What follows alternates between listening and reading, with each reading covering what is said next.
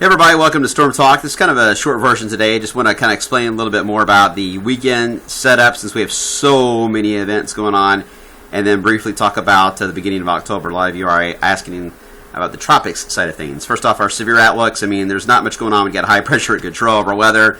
All you have is tropical moisture across the Rockies and the plains. That used to be a depression. And you've got a tropical low wave sort of deals there across Florida and the southeast. Not exactly good severe weather producers, more rain and that's it. And then even in the Thursday, not a whole lot of change there. So let's get into the temperatures real quick. So far, we stand pretty good, 66 as of 10 o'clock this morning on our way up into near 80, if not a degree or two higher than yesterday.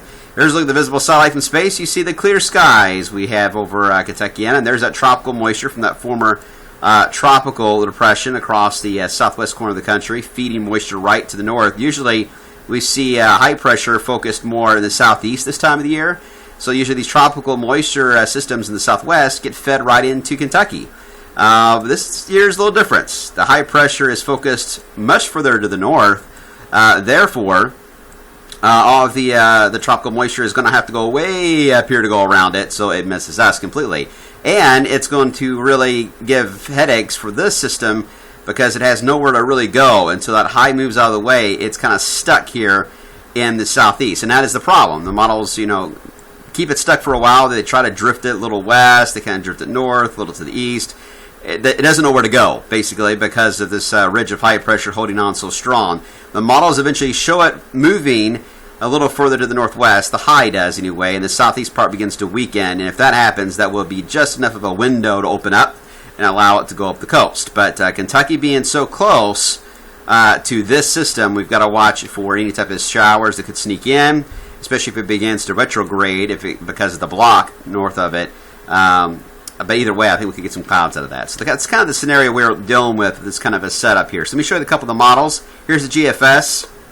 As we into Friday, you see how it begins to go up and slowly work its way up the coast. And even on Sunday, eventually it is there. Now, some of this moisture here is actually a little piece. If we were to fill this all in, this is actually all one of the entire system. So it's showing a few showers may try to generate on the western side of that. A kind of a separate little vort, if you will, may drift over the area. I think it'll mainly just keep us cloudy. I don't see much rain coming out of that because we are pretty dry at the moment. Here's the European model. This will update later today. Again, Saturday, you see those the clouds over us as it passes through.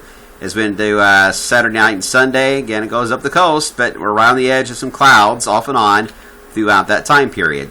And here's the NAM model. Now, the NAM model can't see all the way through the weekend just yet, but at least gives us a hint of what it's thinking. Here it is on Friday and then Friday night. So even going out this far to Friday night, you can definitely tell it's showing the core of it still off the Carolina coast, but it is trying to show that some of that trying to build a little more to the northwest. So the NAM model is the one that we've really got to watch in future runs. If it continues to increase the moisture field, we may have to add a rain chance in, especially for our southern counties. And it could even go further north into Louisville for the weekend if that were to be the case. But again, it all depends on is this area of low pressure going to have a chance to expand itself outward and sit still? If so, it can reach us. Or is it going to stay fairly compact and see a window of opportunity and go up the coast and leave us alone? And the models still are just not grasping this setup too well. So still have a tricky forecast for the weekend. We're not going to go gung-ho on this because we're in a very dry pattern, so it's going to be very difficult for us to come out of that. So I don't see a lot of big changes coming our way.